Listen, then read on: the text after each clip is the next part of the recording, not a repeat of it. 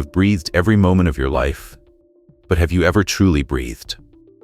Not just air through the lungs, not just the unconscious rhythm that keeps you alive, but a breath that awakens, a breath that reveals, a breath that liberates. Let us begin here, not with a new truth, but with the dismantling of an old illusion. You were never taught that breath could be sacred. You were told it was biological, a necessity, involuntary. You were told to take a deep breath, to calm down, to prepare, to endure.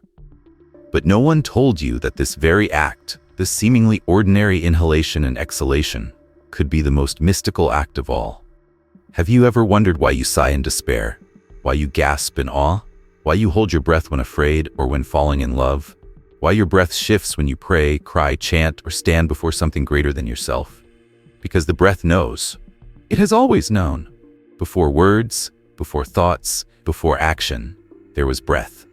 This is not about breathing techniques, not yet. First, you must remember what was forgotten. First, you must question everything. What if your breath was a messenger? What if every inhale carried a code from the universe? What if every exhale was your soul answering back? When you were a child, your breath was naturally deep, low, slow. You didn't think about it, you lived in it. As time passed, stress hardened your body, speed became your rhythm, shallow breathing became normal. You forgot. The world told you to run faster, think quicker, achieve more. And so your breath shortened. Your spirit did too. But now here in this pause, can you feel it? That space between your breaths, that subtle presence that isn't air but awareness? You were not made to survive on breath. You were made to awaken through it. And it begins by breaking the breath barrier, the wall of numbness, of unconscious repetition, of breath as background noise. What if breath isn't background at all, but the foreground of your divinity? Mystics have whispered this for millennia. The ancient texts didn't just reference gods, they encoded the breath of the gods. Ruach in Hebrew, prana in Sanskrit, pneuma in Greek, all mean breath, spirit, wind, life. Breath was never just air, it was vitality, essence, the bridge between the flesh and the infinite. So why do you still treat it like a reflex? Let's be honest, you've sought answers in books, gurus, apps, mantras, but the most faithful companion, the breath, is always here, waiting. It doesn't charge you, it doesn't shame you, it simply offers itself again and again, whispering, "Come home." To awaken, you must rebel. Not against others, but against the slumber that told you your breath was meaningless. This is your revolution, a sacred rebellion against the unconscious. Try something now. Stop reading. Close your eyes. Place one hand on your chest, one on your belly. Inhale slowly through your nose. Feel the breath descend. Hold. Exhale like a river returning to the ocean. Now again, not to fix, not to achieve, but to remember. How does it feel? Strange? Slow? Beautiful? This is you, meeting your breath for the first time, not as a tool, but as a teacher. The breath doesn't demand, it invites. And if you accept this invitation, everything begins to shift. The noise dims, the center returns. You begin to perceive not just with the eyes, but with presence. You become the witness. And in that witnessing, you awaken. The first breath you ever took was a cry. The last will be a sigh. But what happens in between, that's the journey. And most of us are asleep through it. So now begin again. Not just to breathe, but to breathe with reverence. To notice what has always been there. To reclaim the forgotten gateway. This is the threshold of awakening. Not found in a temple or a text, but right here, inside your ribs. All it asks is that you feel. Can you feel it? So what is breath, truly? Beyond oxygen, beyond biology, what is it that flows in and out of you, so patiently, so silently, and yet with such power? It is the divine mechanism, more ancient than language, more essential than thought. And it is the only process in your body that dances between the voluntary and the involuntary. What else obeys your command, yet continues without it? What else bridges conscious and unconscious? None but the breath. This isn't coincidence. It's design. The ancients understood this long before modern science tried to chart the nervous system or categorize lung capacity. They didn't need machines. They had awareness. They had intuition. They had reverence. In every tradition, the breath was never a mechanical process. It was the very whisper of life. In Hinduism, prana is not just breath. It's the vital life force, the energy that moves through all things. It animates your body, but also the trees, the rivers, the stars. In Taoist practice, breath harmonizes the yin and yang within you. In Egyptian mysticism, the ka, the vital essence, was sustained by the breath, and without it, the soul could not navigate the afterlife. So here you are in the modern age, with all its noise, all its speed, all its disconnection, and still, breath waits. Still, it invites. Still, it pulses in your lungs with the same rhythm that pulsed through the chest of a high priest in Thebes or a yogi in the Himalayas. Why? Because the design is divine, and it hasn't changed. Each inhale carries spirit inward. Each exhale releases your illusion of control. Each breath is both a giving and a letting go, a sacred exchange between you and the cosmos. You were never disconnected. You were only unaware. Look closer. You are never not breathing. But are you ever aware of it? Do you notice the texture of your breath, the temperature, the length, the pauses in between? If you begin to pay attention, truly pay attention, you'll realize something astonishing. Your breath mirrors your state. When you're anxious, your breath is short. When you're angry, it's sharp.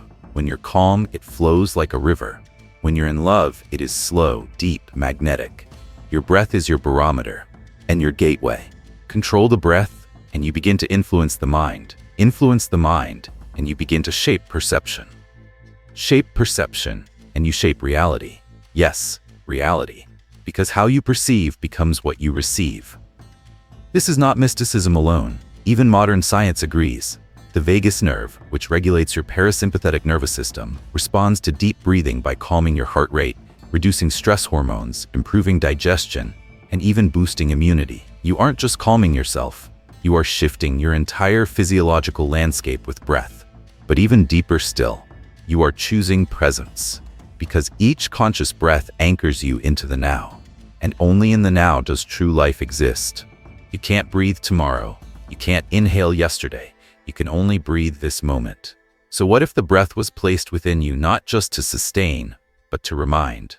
What if every breath is an invitation back to the only place you can meet the divine? This moment. This isn't poetry, it's sacred architecture.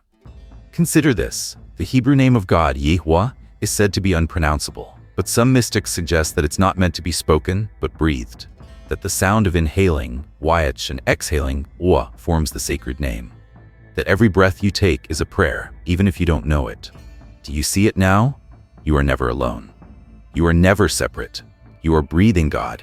Not the God of dogma, not the God of division, but the unnameable, unknowable source, the animating presence behind all things. When you forget this, you suffer. When you remember, you return. So how do you live from this awareness? It begins with noticing, then feeling, then honoring. Throughout your day, you pause, not to fix, but to feel. When tension rises, you breathe. When doubt appears, you breathe. When joy visits, you breathe. You let each breath become a compass, a reminder, a returning. You let breath become your ritual. No incense needed, no altar, just the breath. And in doing so, you activate the divine mechanism within. The compass that never lies, the flame that never dies, the breath that never leaves. It has always been here. And now, so are you. You are not the first to search for meaning in your breath. Long before modern meditation apps and breathing coaches, the ancient mystics walked the earth. Feet bare to the soil, hearts open to the stars, and lungs full of secrets. They did not merely breathe to live, they breathed to ascend. In the temples of Egypt, initiates underwent rites of breath and silence, learning to attune themselves to the frequency of the divine. The priests believed that the breath could open gates between life and death, between illusion and truth. They spoke little, not because they were mute, but because they had learned to listen to the breath within. Imagine a priest in Luxor, in a white linen robe, inhaling the desert wind through his nose, holding the breath as if holding a golden key, then releasing it with a sacred sound meant to call down spirit. This was not superstition. It was science before science had words. The ancient Greeks, too, revered the breath. They called it pneuma, the animating soul force. In the healing temples of Asclepius, breath and dream were intertwined. Pilgrims would breathe deeply to enter trance, seeking visions that could heal not just the body, but the soul. In India, the yogis mapped an entire energetic system around breath. The prana was not only inhaled, it was directed. Through nadis and chakras, they guided breath like a sculptor guides a chisel. Breathwork was not an exercise, it was enlightenment in motion. These mystics didn't rely on words, they relied on rhythm, and through rhythm, they align themselves with the cosmos, because the universe breathes too. Galaxies expand and contract, oceans rise and fall, trees inhale carbon and exhale oxygen. Even your cells oscillate. And what are you, if not a reflection of the whole? This is why breathwork was central to initiation. It was the first step in dissolving the self, quieting the mind, and remembering the truth. You are not your thoughts. You are the awareness that breathes them. But over centuries, we forgot. The breath was downgraded from sacred to simple, from temple to textbook, from mystery to mechanism. And as we abandoned ritual, we lost the art of breathing. We gained machines, but lost memory. Yet the knowledge did not disappear. It was hidden, preserved in symbols, encoded in chants whispered through generations. Have you ever wondered why monks chant in breath? Why Islamic prayer involves bowing and breath in repetition? Why shamans drum in patterns that mimic the breath of the earth? Because they remember what we forgot. They remember that breath is not local, it is cosmic. And you are rediscovering it now, not through books or doctrine, but through experience, through stillness, through sensation, through remembering. The mystics knew the breath could open altered states. They would breathe deeply, rhythmically, until the veil between the worlds grew thin, until visions came, until truths emerged not from logic, but from presence. You've had glimpses of this, haven't you? When you stood before a mountain and couldn't speak. When you made love and felt yourself dissolve. When you sat by the sea and suddenly felt eternal. What happened in those moments? Your breath changed, and with it, so did you. This is the power the mystics mastered. Not to control the breath, but to collaborate with it, to enter into communion. You don't need to become a monk to do this. You only need to be willing, to remember, to resacralize what has been made ordinary. Try this. Find a quiet space. Sit. Let your breath move you. Don't impose. Don't count. Just feel. Follow the breath like a thread into yourself. Let it lead you beyond the noise, into the sacred. As you do this, you are not alone. You are breathing with sages across time, with the pharaohs, with the prophets, with the grandmothers who prayed without books. You are not reviving a practice. You are reviving yourself. Because all true mysticism begins with breath, not because it is exotic, but because it is essential. Because it is the one thing no one can give or take. Because it is always now. And in this now, you can return to the path. The ancient path. The forgotten wisdom, the rhythm of the real. Breathe and remember. For centuries, the mystics held the breath as sacred. And now science is beginning to catch up. The irony is striking, isn't it? That after all our algorithms, satellites, and labs, the most powerful reset button in your body was always just a breath away. Modern neuroscience now confirms what sages once intuited. Your breath shapes your brain. Not metaphorically, literally. Each inhale activates the sympathetic nervous system, the part of you wired for alertness and energy. Each exhale stimulates the parasympathetic system. Rest, calm, digestion, healing. This dance, when conscious, becomes the tuning fork of your nervous system. You are not merely reacting to the world. You are co-regulating with it. Have you ever heard of the vagus nerve? It's the largest cranial nerve, stretching from your brainstem down to your gut, touching your heart and lungs on the way. It is, in many ways, the physical highway of your emotions. Deep, rhythmic breathing stimulates this nerve, which then slows your heart, releases calming neurotransmitters, and restores a sense of internal harmony. This isn't magic, it's mechanics. But what the mystics added, what science still approaches timidly, is meaning. To them, a slow breath was not just calming, it was a returning to self, a remembering of source, a ritual of reverence. You can feel this, can't you? The difference between breathing and breathing with intention? There's something ancient that awakens when you do. Something the brain scans can't explain. Because what stirs is not measurable. It's mystical. But here's where it becomes truly transformative.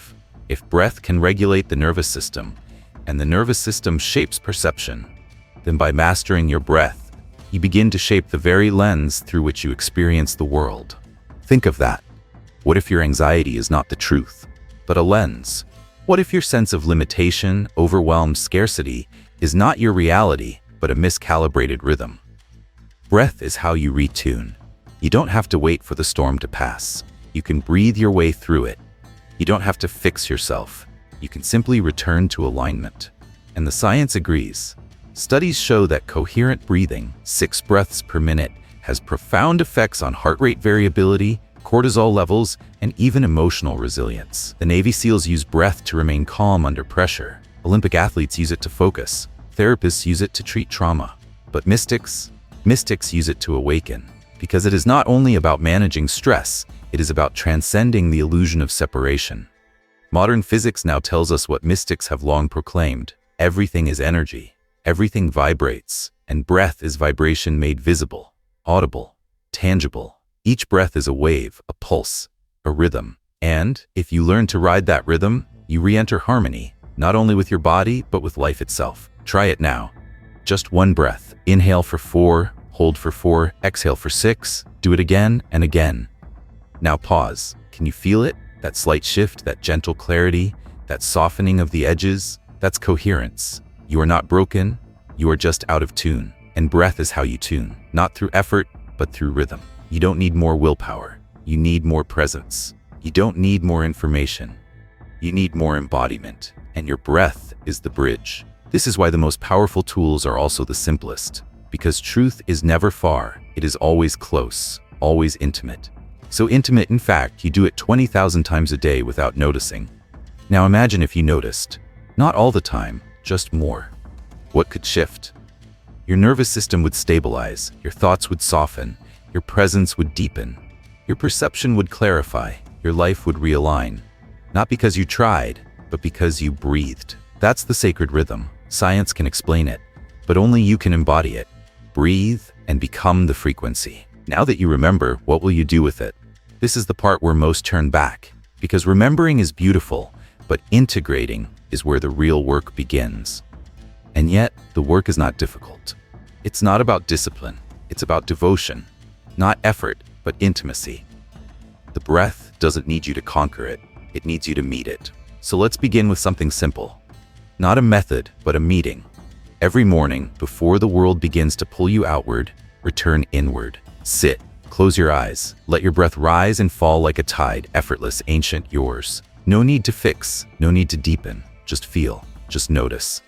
This is your first ritual, presence before performance, before emails, before agendas, before proving and doing and earning. You simply breathe, and in doing so you remember, I exist, I am, that's enough. Next, reclaim the sacred pause. Throughout your day, catch yourself in the act of forgetting, then stop, just for 10 seconds. Inhale gently. Exhale fully, let the world fade just a little, let the stillness return, let yourself return. These are your micro-ceremonies. They cost nothing, they require no guru, and yet they shift everything. Because every time you breathe consciously, you declare, I am not a machine, I am not just surviving, I am here, I am alive, I am remembering. Now, build your breath altar, not a physical one, though you can, but an internal one, a place you return to when life grows loud. Maybe it's the rhythm of box breathing, 4 in, 4 hold, 4 out, 4 hold. Maybe it's the soft wave of 4, 7, 8. Maybe it's simply sitting in stillness and following the rise and fall. What matters is not the technique. What matters is the reverence. You are not doing breath work. You are returning to your inner temple. Some days, the breath will come easily. Other days, it will feel distant. That's okay. Don't chase it. Don't force it. Invite it. Like an old friend. Like a lover. Like a truth you once knew but forgot how to speak. Let your body become the sanctuary. Light a candle if you wish. Or just sit beneath the sky. Let nature breathe with you. Watch the trees, they inhale what you exhale. Watch the waves, they ebb and flow as you do. Watch a baby sleep, its belly rising and falling, no thoughts, only being. This is the rhythm of innocence. This is the frequency of the soul.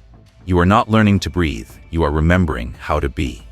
And as you remember, you begin to rewire your entire experience. You'll speak more slowly, listen more deeply, react less, create more. You'll begin to sense things again. The way light falls across your table, the way silence hums with meaning, the way your heart stirs in the presence of truth. You'll begin to notice your alignment, because breath aligns you, not just physically, but energetically. It resets the chaos so you can move from center. It clears the static so intuition can speak. It opens the gate so spirit can enter. This is not a quick fix, it's a sacred return. And the more you return, the more your outer world begins to reflect your inner clarity. Opportunities arrive with less effort. Relationships shift, decisions simplify, life flows, not because you're lucky, but because you're in tune. This is manifestation, not from the mind, but from the body's truth. Because your body is not blocking you, it's guiding you. Through sensation, through breath, through the subtle language of awareness. So if you seek alignment, don't start with vision boards. Start with your breath. Want clarity? Breathe. Want peace? Breathe. Want to feel God? Breathe. And breathe again. This is the practice, not a trend, not a technique, a remembering. Because the breath is always honest. It reveals what you've hidden. It heals what you've neglected. It brings home what you exiled. And it does so not with force, but with love. So as you read these final words, don't just understand them, embody them. Take one breath now, with reverence, with gratitude, with awe. Feel the air move through your nostrils, down your throat, into your lungs. Feel your ribs expand, your belly soften. Feel yourself become spacious. Exhale, slowly, fully, completely. You are not empty, you are clear. And in this clarity, you remember, you are the mystic now. You are the temple. And every breath you take is a prayer, a return, a rebirth. Live from this. Breathe from this. And you will never be lost again. You have now walked the full circle, through mystery, memory, and mastery. And though the breath has never left you, now you finally know how to meet it. You are not just breathing air, you are breathing destiny, clarity, truth.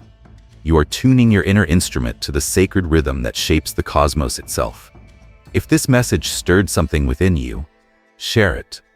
Let someone else remember. Let the forgotten wisdom move like wind through this modern world. And if you're ready to live from that deeper place, subscribe, comment, breathe with us again. Your next breath is waiting.